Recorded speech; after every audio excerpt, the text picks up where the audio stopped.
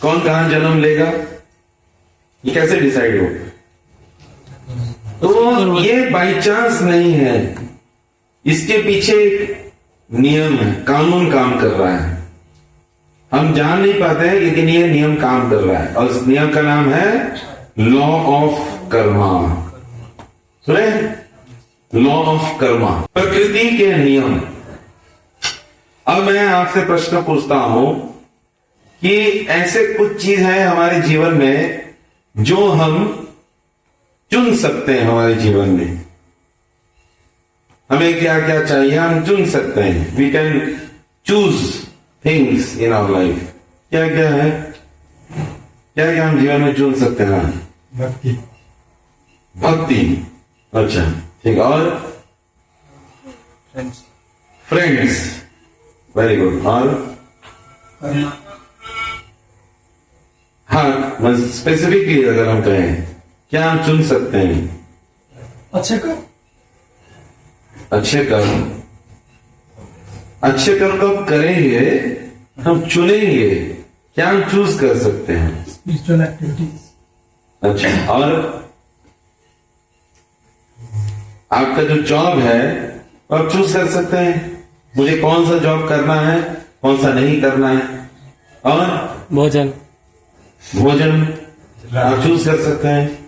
और ट्रैवलिंग कर, कहाँ जाना है। और बहुत सारे। हाँ, बहुत सारा तो बताइए। हाँ, एजुकेशन, करियर और वाइफ, ये भी चूज कर सकते हैं। अच्छा घर, कार, मोबाइल, ये सब आप चूज कर सकते हैं। कौन सा करियर मुझे करना है, कौन सा जॉब करना है, ये सब चूज कर सकते हैं। अच्छा, ये जो लिस्ट है जो हम चूज कर सकते हैं, अब ये बताइए कि कौन सी चीज हमारे जीवन में हम चूज नहीं कर सकते हैं? एक एक हाथ उठाइए फिर बोले। हाँ, यस ट्रू। जन्म। जन्म मतलब स्पेसिफिकली क्या चूज नहीं कर सकते? जन्म तो हम लेंगे ही, कहाँ पर जन्म लेना, राइट। कहाँ, किस घर में जन्म लेना है, यह चूज नहीं कर सकते। अगर ये हमें चॉइस मिलता तो सभी के सभी अंबानी के घर में जन्म होते हैं। इंडिया का जो रिचेस्ट आदमी है, हमें वही जन्म करना प्रभु, दूसरे कहीं नहीं, गलती से भी नहीं। तो हमारा जन्म हम चूज नहीं कर सकते। और यस प्रभु, भाग्य। ओके। और मृत्यु, जन्म है तो मृत्यु होगा ही। फिर जन्म व्याधि, ये सब मजाक कीजिए। मैं पूछा क्या हम चूज कर सकते हैं, क्या चूज नहीं कर सकते जीवन में? Yes, parents. हम, ये भी उसी साथ लिंक है कि हम किनको पेरेंट्स हम चुन नहीं सकते हैं। हमें जो प्रकृति, जो हमें मिले वही, उन्हीं को पेरेंट्स मानना है। हम नहीं चेंज कर सकते। नहीं, मैं चेंज करना चाहता हूँ, कहीं फॉर्म फिलअप है चेंज करने का।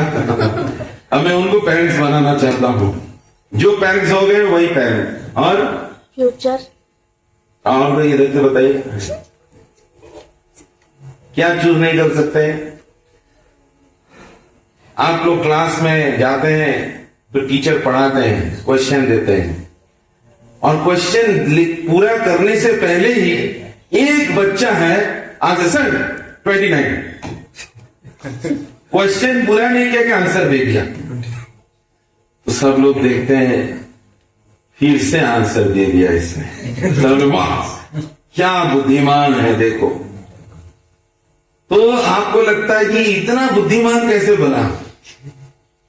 तो क्लास में आपसे ज्यादा बुद्धिमान वाले हैं, और कोई है कि उसको अगर टीचर 10 बार भी उसको बता भी दे आंसर, इसका आंसर 29 है, बताओ क्या है?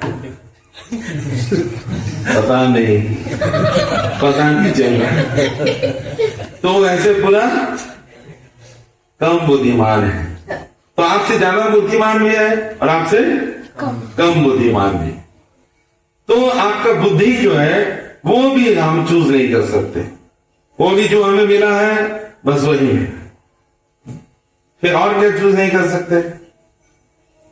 आपका जो सुंदरता, आपका जो फेस कट है, चाहे जितना भी लगा लो Pond's cream powder, face Fair and Lovely, जो रूप है वही रहेगा, है ना। इसलिए हिंदी में कहावत है कि कौवा चाहे कितना भी दूध में नहा ले बगुला नहीं बन सकता। अरे जितना भी अपने आप को मेकअप कर लो, लेकिन लोग प्रयास करते हैं। एक बहुत बड़े डांसर थे, उन्होंने अपने मुख को प्लास्टिक सर्जरी कर दिया। पहले तो वो लड़का से लड़की बने, फिर लड़की से लड़का बने, फिर लड़की बने, फिर लड़का बने, ऐसे 9 बार अप एंड डाउन होते होते लास्ट में उनका नाक झड़ गया। तो वो प्लास्टिक बन चुका था, तो पूरा नाक ही यहां से ठप करके गिर गया, तो प्लास्टिक बन गया था उनका बॉडी। तो ये आर्टिफिशियली कोई कर सकता है, लेकिन नेचुरली वो नहीं कर सकता। तो अपना जो सुंदरता है, फेस कट है, इंटेलिजेंस है, ये हम चूज नहीं कर सकते मन ही मन, लेकिन बहुत प्रयास करते हैं भगवान और थोड़ा सुंदर बना देते मुझे, और थोड़ा मैं बुद्धिमान होगा। तो ऐसे टीचर के क्वेश्चन लिखने से पहले ही आंसर दे देता कि टीचर पूछता है क्वेश्चन कौन सा है, पर आंसर दे दिया, आप क्वेश्चन चुनो कौन सा है। मैं इतना बुद्धिमान होता। तो ऐसा हम चाहते हैं, लेकिन ये हम चूज नहीं कर सकते। तो अभी मेरा पॉइंट है कि हमें ये मिलता कैसे है कि कोई ज्यादा बुद्धिमान है, हम इतने बुद्धिमान हैं, कोई बहुत सुंदर है, मिस यूनिवर्स, और हम इतने सुंदर नहीं है। कोई बहुत धनी परिवार में जन्म हुआ है, कोई गरीब है, कोई बहुत फेमस है, किसी को कोई जानता भी नहीं है, अपने घर वाले भी नहीं जानते हैं उसको। तो ये क्यों, कैसे होता है डिसाइड? ये कैसे डिसाइड होता है? क्या बाई चांस है कि बाई चांस ऐसे ही निकल गया? तो ये कैसे डिसाइड होता है? जन्म का फल। इसके पीछे एक नियम काम करता है, and that is law of Karma. तो ये काम करता है। तो अभी जो हमारे जीवन में जो हो रहा है या जो होगा, होते रहेगा, उसके लिए नॉर्मली लोग किसको दोष देते हैं? एग्जाम में फेल हो गया, भगवान के लिए आपने मुझे फेल करा दिया। बिजनेस लॉस हो गया, प्रभु आपने लॉस करा दिया। इतना आप बिजनेस का मैंने 0.0001% आपको पार्टनर बनाया था कि 100 रुपया आएगा तो 1 पैसा आपका रहेगा, फिर भी आपने मुझे लॉस करा दिया। तो आपने बहुत बड़ा मेरे साथ धोखा किया है। उसको तो जिता दिया, उसको इतना धनी बना दिया, मुझे गरीब बना दिया। तो जो भी होता है उसके लिए दोस्त किसको देते हैं? भगवान, प्रभु को। लेकिन जब ये लॉ ऑफ कर्मा हम समझते हैं, हम सब समझ पाते हैं कि जो भी हमारे जीवन में हो रहा है उसके पीछे जो कारण कौन है? मैं खुद हूं। मैं ऐसा क्यों हूं? ऐसा सॉन्ग आया था पहले, मैं ऐसा क्यों हूं, मैं ऐसा क्यों हूं। तो मैं ऐसा इसलिए हूं क्योंकि मेरे पिछले जन्म कर्म ऐसा है। कोई ऐसा किसी का मेंढक जैसा मुंह है और कोई कितना गुलाब जैसा मुंह है, जो भी है उसका कारण क्या है? उसके पिछले जन्म का कारण है। कोई बहुत पुण्य कर्म किया है तो उसको स्वर्ग का शरीर मिलेगा, देवता का शरीर, एकदम सुगंध आ रहा होगा, उसके पसीने से भी सुगंध आएगा। और यहाँ तो डिओड्रेंट मारने के बाद भी दुर्गंध आ रहा है, 2 मिनट बाद फिर वही ज्योति। तो ये पिछले जन्म के कर्म के अनुसार। तो ये कर्म जो है डिसाइड किया हम किस जगह पे जन्म लेंगे, क्या हमारा डेस्टिनेशन होगा। तो ये कर्म, तो ये कर्म जो है ये 3 प्रकार के होते हैं। 3 कर्म जो है शास्त्र के अनुसार भगवान भगवद गीता में बताते हैं। एक है कर्म, दूसरा है अकर्म, तीसरा है विकर्म। तो यहाँ एक कर्म है, अकर्म, विकर्म। तो कौन सा क्या है?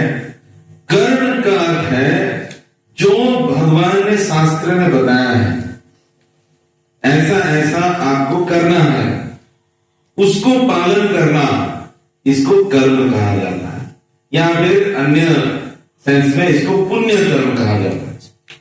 भगवान ने कहा सुबह जल्दी उठना है, हम सुबह सोने जाते हैं। भगवान ने कहा 3 बजे उठो, हम 3 बजे, अरे 3 बज गया, चलो सोने जाते हैं। वह उल्टा।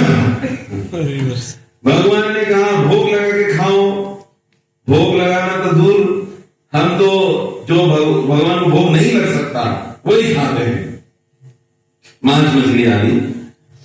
तो भगवान ने जो कहा उसका उल्टा हम कर रहे हैं।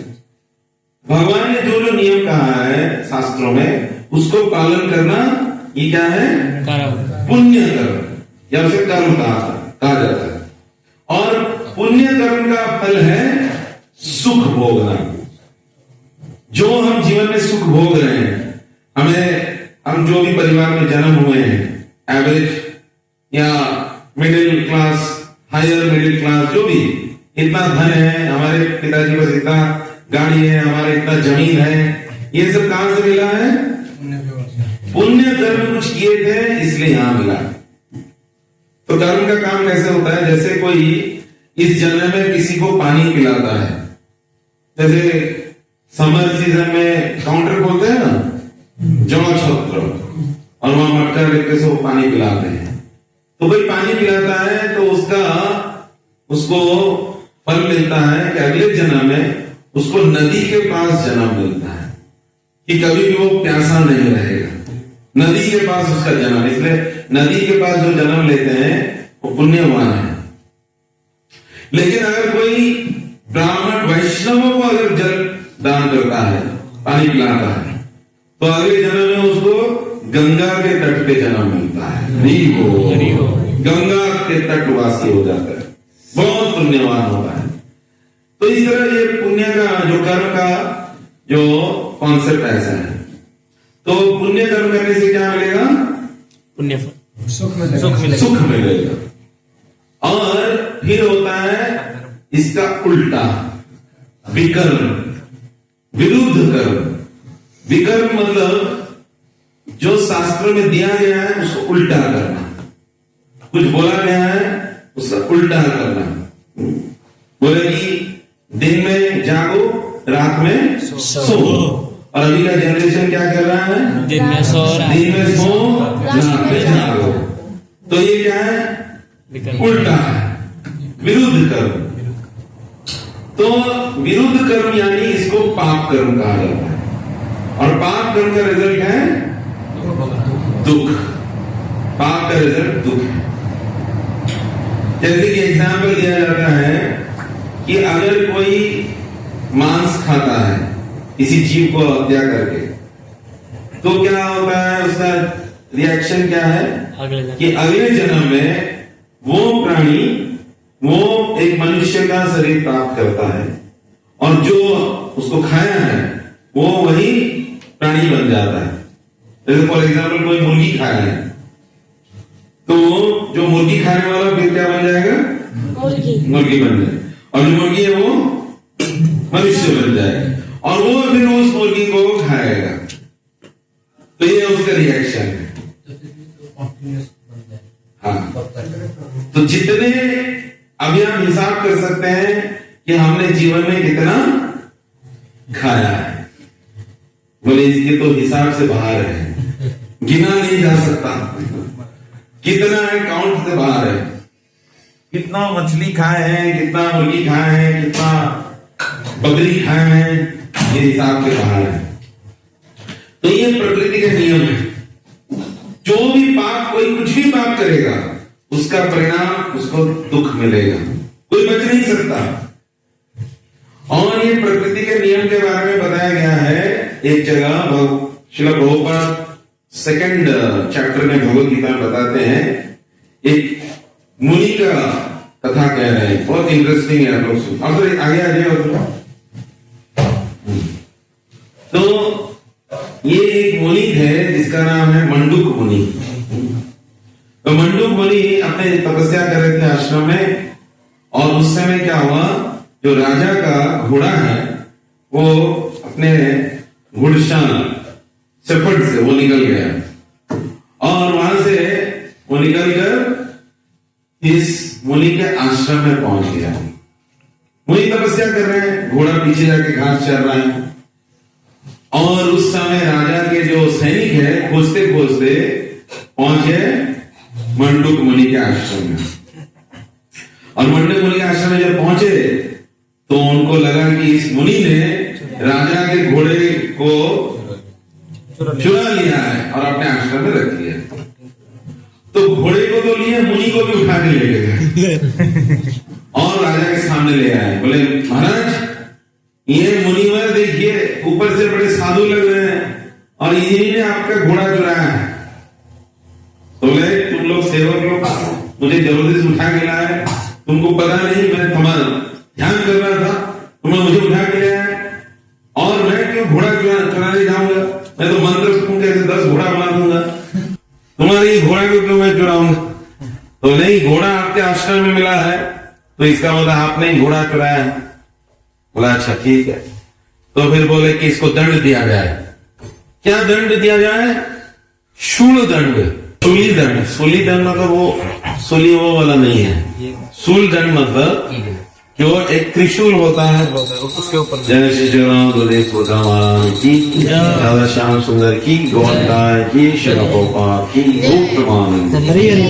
तो ये सिंगल पॉइंट वाला रहता है, जैसे जो प्रहरी है वो पकड़ते हैं।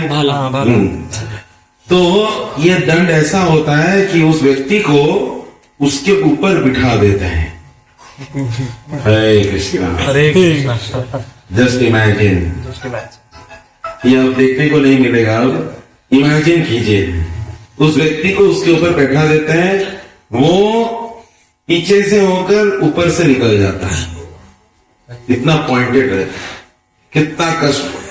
तो राजा ने उस मुनि को वो दंड सुना दिया। अब मुनि को दंड मिल गया तो ये लोग लेने लगे दंड देने के लिए। तो बोले 1 मिनट रुक जाओ, मैं दंड लेने के लिए तैयार हूं, लेकिन ये दंड देने वाले जो वास्तविक जो अथॉरिटी है, जो ये सब डिसाइड करते हैं, ये यमराज है। Yamraj is the authority of law of Karma. इसको क्या दंड मिलेगा यमराज डिसाइड करते हैं। एक बार मैं उनसे मिलके आना चाहता हूं। ये तो उनका पावर था, हम लोग कोई क्वेश्चन नहीं कर सकते मुझे क्यों मिल रहा है। तो मुनि पहुंच के किसके पास? यमराज। यमराज, अरे मुनिवर आप यहाँ पहुंचे हैं? अरे मुनिवर छोड़ो, ऊपर से रिस्पेक्ट करना। ये बताएं आपके ये जो जस्टिस में क्या ये सही था? आपको तो जैसे अभी अभी जूता पड़ा है सुप्रीम कोर्ट में, तो चीफ जस्टिस के ऊपर किसी ने जूता फेंका है क्योंकि उसने सनातन धर्म का कुछ अपमान किया था। तो आपने ऐसा डिसीजन लिया, क्या ये सही है? मेरा इसमें वो क्या गलती था? ये घोड़ा राजा को घूम घूम के मेरे आश्रम में आया, उसके सैनिक उठा के लेके गए और राजा ने मुझे दंड सुनाया, शूल दंड। मेरा क्या इसमें है? मेरा क्राइम क्या है? मेरा जो पाप धर्म क्या है? बोले कि मुनिवर मैं आपको याद दिला दूं, जब आप छोटे से बच्चे थे, छोटे बच्चे जब थे, नन्हे मुन्ने बच्चे थे, मन के सच्चे थे, तो आपने क्या किया था? खेल खेल में एक घर पे आपके चींटी लोग ऐसे लाइन में जा रहे थे, चींटी लोग, तो एक चींटी आपके और आ गया और तभी आपके मन में एक खुराफात आइडिया आया। हाँ, क्या है? एक जो है नींबू के गछ पेड़ में जो कांटा होता है, आपने उसको तोड़ा, बड़ा सा कांटा होता है, उसको तोड़ा और वो चींटी के पीछे तरफ उसको ऐसे ऐसे कष्ट देने लगे। ये आपके माइंड में ऐसा खुराफात आइडिया आया था, थोड़ा मजा लिया जाए, तो आपने उसको पीछे ऐसे ढोंगा था, पियर्स्ड। तो हाँ, तो हाँ, इसीलिए आपको यह दंड मिल रहा है। तो बोले क्या? मैंने बचपन में मजाक मजाक में एक चींटी के पीछे ऐसे कांटा लगाया था, उसका दंड मुझे बोल रहा है ये शूल दंड। देखिए, हाँ, ये प्रकृति का नियम है, जो किए हैं वो मिलेगा। भरना ही पड़ेगा। तो बोले आपके नियम में, आप नियम में इतने प्रशस्त नहीं है, आपके नियम में त्रुटि है। तो उन्होंने अभिशाप दे दिया था कि आप बैठे इस पोस्ट पे, लेकिन आप वास्तविक शूद्र जैसे आपका चेतना है, तो आपको शूद्र में घर में जन्म लेना चाहिए। तो फिर वही यमराज विदुर बन के जन्म हुए, दासी पुत्र बन के, लेकिन उनको वो दंड मिला, शूल दंड। तो प्रभुपाद लिखते हैं law of Karma is so perfect, इससे कोई बच नहीं सकता। इसलिए हमारे जीवन में हमें जो भी आ रहा है, हमें सोचना चाहिए ये कहां से आ रहा है। प्रीवियस करो, पिछले जन्म में मैंने कुछ ना कुछ किया है, कुछ ना कुछ कांटा, कुछ ना कुछ किया है मैंने, उसका दंड मिल रहा है। और अभी जो हम कर्म करने वाले हैं उसका दंड आगे मिलेगा। आज जो मैं कर्म करूंगा उसका दंड मुझे आगे पक्का मिलेगा। तो इसलिए हमें ऐसा कर्म करना चाहिए कि हमें आगे क्या मिले, सुख मिले। सुख मिले। सब सुख चाहते हैं। तो अब तीसरा कर्म भी सुन लीजिए। पहला था कर्म, फिर विकर्म। विकर्म मतलब पाप करना। तो कर्म का फल होता है सुख, पुण्य कर्म। अकर्म या विकर्म का परिणाम होता है दुख, पाप कर्म। और है अकर्म। अकर्म का अर्थ है जो ना तो पुण्य है ना पाप है। तो ये इसका मतलब क्या है? अकर्म अर्थात भगवान कृष्ण के लिए जो कर्म किया जाए वो अकर्म होता है। वो ना पाप है ना पुण्य है। तो उसका फल क्या है? उसका फल है इस संसार के बंधन से हमेशा के लिए मुक्ति। अब लेकिन पुण्य कर्म तो अच्छा है, सुख मिलेगा। लेकिन पुण्य कर्म का जो सुख भी बहुत सारे कवर होके दुख को कवर करके आता है। जैसे आप लोग को मम्मी खिलाती होगी बचपन में कुछ कड़वा चीज, नीम या कुछ केले के अंदर डाल के, ऐसे नीम का होगा गोला, नीम और हल्दी का केले के अंदर डाल के उसको खिला दो, वो अंदर चला जाएगा। तो ये जो पुण्य फल जो आता है, पुण्य का फल, उसके अंदर भी दुख छुपा हुआ रहता है। क्या दुख है? जन्म, मृत्यु, जरा, व्याधि, आध्यात्मिक, आदि भौतिक, आदि दैविक, ये सब हमेशा ही रहता है। चाहे पुण्य कर करके सुख भोगे और पाप करके जो दुख भोगे वो तो और कहना ही है। तो पुण्य हो पाप हो, दुख दोनों में रहे। इसलिए भगवान कृष्ण कह रहे हैं इस दोनों से ऊपर उठकर अकर्म या फिर मेरे सेवा में जो कर्म किया जाता है वो आपको बंधन से मुक्त करा दे। तो भगवान कृष्ण की सेवा में कर्म क्या है? भगवान कृष्ण का दर्शन करना, मंदिर में आके कीर्तन करना, नृत्य करना, उनका प्रसाद पाना। प्रसाद पाना भी अकर्म है। साधारण चावल दाल सब्जी खाना और भगवान को भोग लगा हुआ चावल दाल सब्जी खाना, तो साधारण चावल दाल सब्जी खाना ये क्या है? पुण्य कर्म। अगर पुण्य से कमाना हो, पाप से कमाया तो पाप कर्म। लेकिन कृष्ण का प्रसाद पाने से वो क्या है? कर्म, विकर्म, अकर्म क्या है? अकर्म है। इसमें कोई रिएक्शन नहीं होता। इसलिए जब हमारा जितना रेस्टोरेंट लगा हुआ है, गोविंदास रेस्टोरेंट अभी खुलने वाला है वहां, तो गोविंदास रेस्टोरेंट जहां भी आप जाएंगे इस बार में लिखा है कर्मा फ्री मील। तो पहले मैं पढ़ा अरे कर्मा फ्री क्या होता है? तो onion free, garlic free, Karma free मतलब बाकी सब में कर्मा क्या कुछ मसाला डाल के देता है।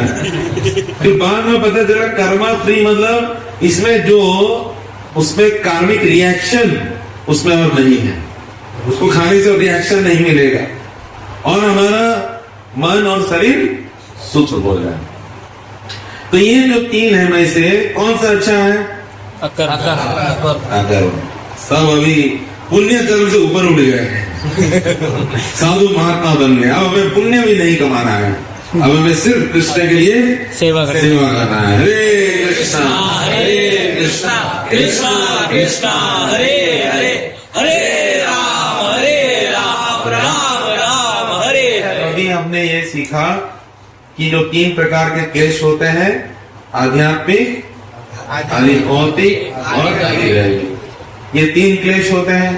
और ये तीन क्लेशों के साथ और एक होता है हमारे कर्म। फिर कर्म में तीन प्रकार के कर्म होते हैं, एक है पुण्य कर्म, एक पाप कर्म और एक अकर्म। और जो अकर्म है वही कृष्ण भक्ति है।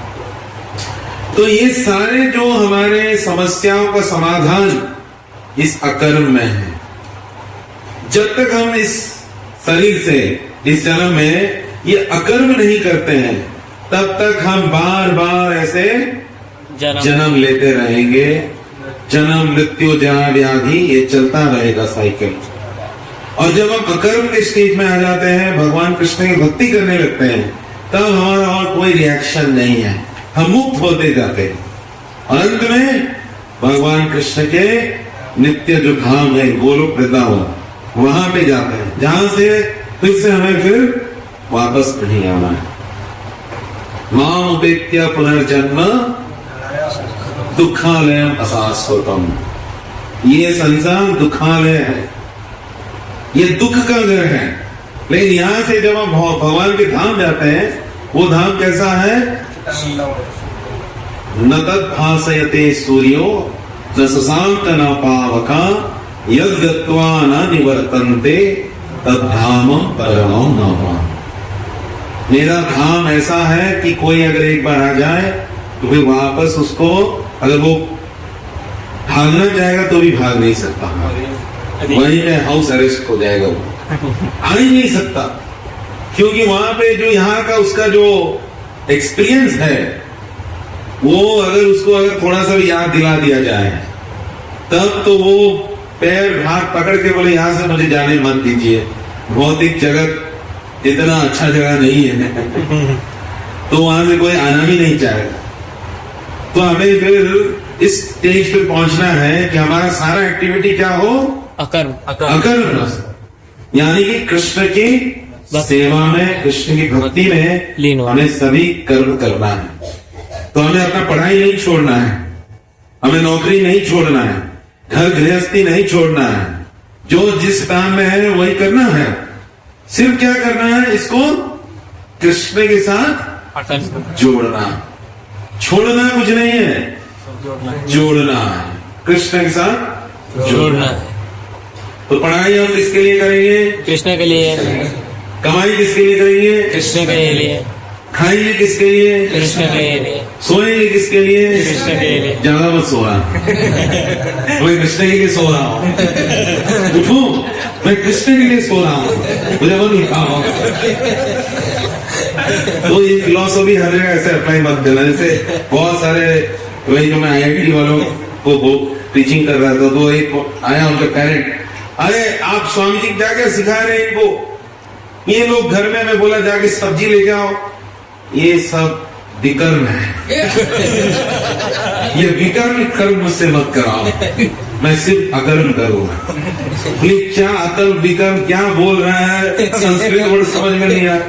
बोले पहले समझाइए तो सही क्या है, क्या बोले कि ये करेगा। बोले आप एक काम कीजिए माता जी, आप उसको बोलिए भगवान कृष्ण के लिए सब्जी लेके आओ, तब देखो। फिर नेक्स्ट टाइम जब वो आई, बोले ये ठीक काम किया। मैं जब भी जाती हूँ, भगवान कृष्ण के लिए उठ जाओ, तुरंत उठ जाता है। भगवान कृष्ण के लिए सब्जी ले आओ, तुरंत ले आता है। भगवान कृष्ण के लिए थोड़ा पिताजी के पॉकेट से पैसा ले जाओ, तो वो ले आता है। तो इस तरह से वो भगवान कृष्ण के लिए सब करना चाहता। तो इस तरह वो हम सारे कर्म को कृष्ण के साथ कनेक्शन कर कनेक्ट कर सकते। यही कृष्ण भक्ति है। और तभी हम कृष्ण के जो इस संसार बंधन से मुक्त हो सकते। तो आगे हम देखेंगे कि किस तरह से हम ये कृष्ण भक्ति जो अकर्म है इसको हम पालन कर सकते हैं। उसका विधि क्या है, उसका फॉर्मूला बनाया गया है, सब कोड फॉर्मूला। तो वो सब हम नेक्स्ट सेशन में सुनेंगे। हरे कृष्णा। हरे कृष्ण प्रभुपाद की और भक्त वृंद की। विदाई गौर प्रमाण।